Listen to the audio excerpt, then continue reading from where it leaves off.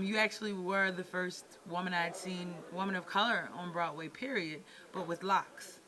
With locks. And at the time I had little baby locks, and I thought that was so inspiring that you could be there doing that. I thought that was pretty cool myself. Let me tell you a little story about my mother when she came to Aida. That's the last time I saw her, was when she came to see me. And revolutionary to the bone. Do you remember the second act, where we're in the jail with my father, and he is upset with me because the amulet around my neck he realizes belongs to the enemy. I'm in love with the enemy. Right, So he said, right, Aida, do not tell me these Egyptians grieve for the Nubian men executed and the women ravaged. Now I had told my mother earlier, behave yourself. At that point in the show, she went, all right. Let me tell you, the fourth wall there for a minute, just everything just froze. And we were able to continue with the scene, but the guy who played my father, Tyrese was his name. He was like, Nina Simone commented on my scene.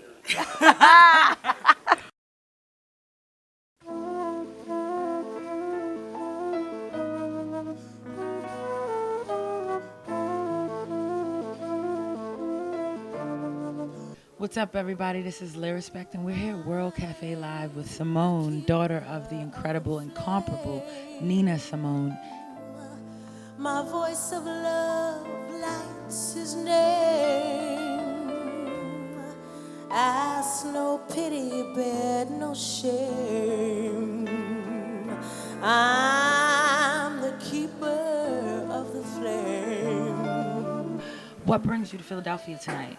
I'm performing this evening with 20-piece big band. Very excited about that. Yeah, Yes.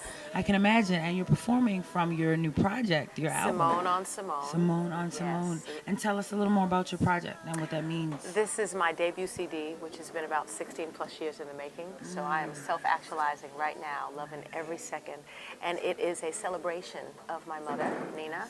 And it consists of not all my favorite tunes, but we started with the first 12 of my favorite tunes. Okay. Yeah. Some of which include what? Oh, Gal from Joe's, Keeper of the Flame, How Long Must I Wander, Yes, Hold yes. No Grudge. Okay, Oh, all yeah. right. Oh, yeah. And I was also, I was doing my research, and there's one song in particular that you call a love song to your mother?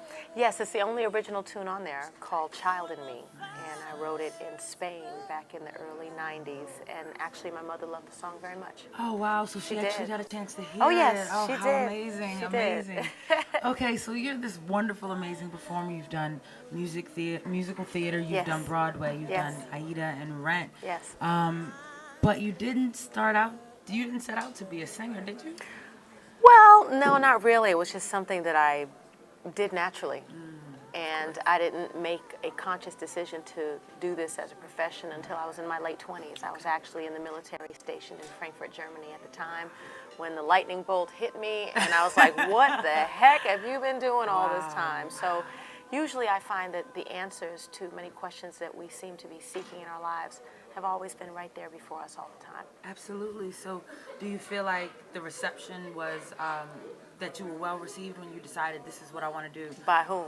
By whoever. Like, okay, you say, I'm going to do this, right? So whose door are you knocking on? Who are you asking? And what is the reception? Is it like sure, or is it like you got to work your way all the way up? Well, the resolve was already within me. The fire was lit within my belly. So I knew that no matter who received it or perceived it, whatever way, that this is what I was going to do. I didn't want to look back in 20 years and wonder what might have been, because I'd already been wasting about 8 years doing something that I didn't enjoy. So it started with my parents. Neither one of them were very happy with my decision to go into the entertainment industry. So it wasn't until I did Rent that they both came to see me separately perform the role of Mimi that I did not have to endure conversations that had nothing to do with the entertainment industry. Right. But I was always received by God's grace, positively by the audiences that I have performed for. Black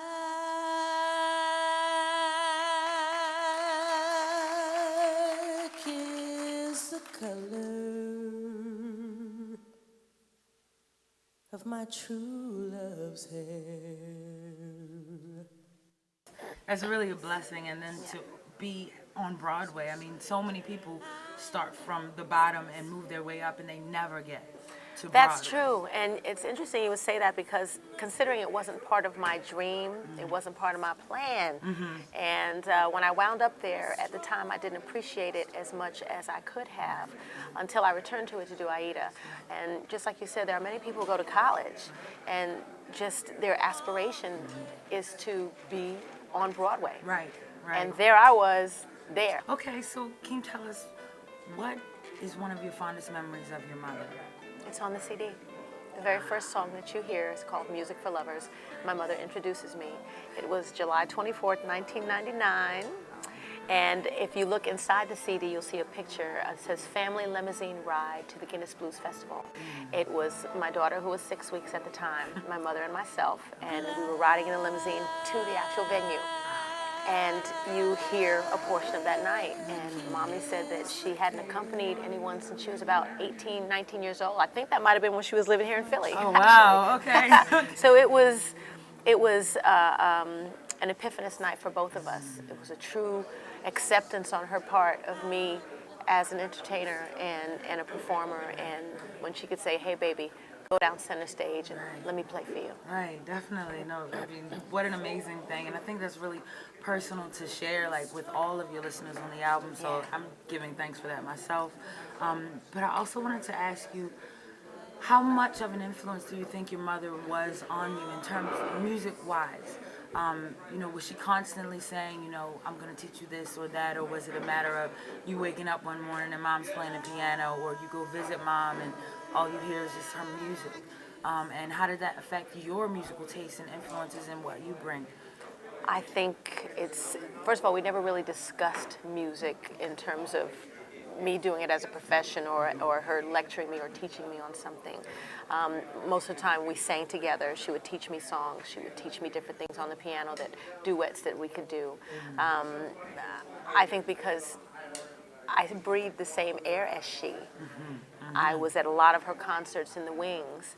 When you're around something, first of all, when you have something in your DNA, there are a lot of similarities that amaze people even to this day.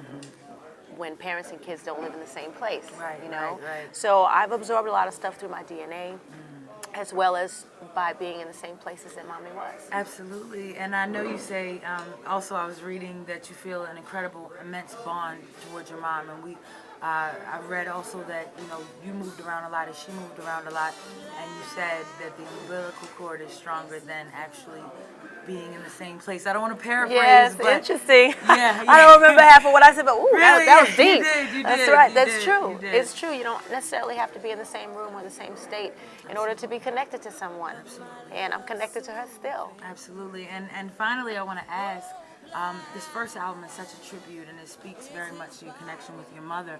But what do we look for also in the future from you, and what might your sound like? My sound is a bit different than this. My delivery remains the same. I've been influenced by church, influenced by jazz, and so that will probably be the common thread.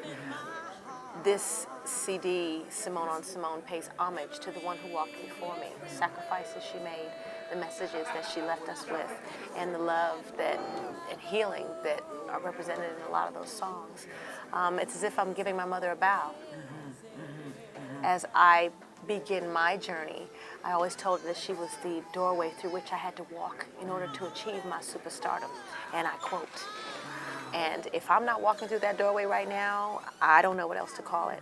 I just had no idea that she wouldn't be here on this plane to see it. So now that she's done this, as I begin my second project, it'll be about Simone, the daughter, the message, the music, and people will get to experience more of me. Beautiful. Well, thank you so much for You're taking welcome. time out of your busy schedule to talk to little us. So I would really Anytime. appreciate you, and thank you very much. All right. This is Real Black. See you in 2 weeks. Despair, and no matter where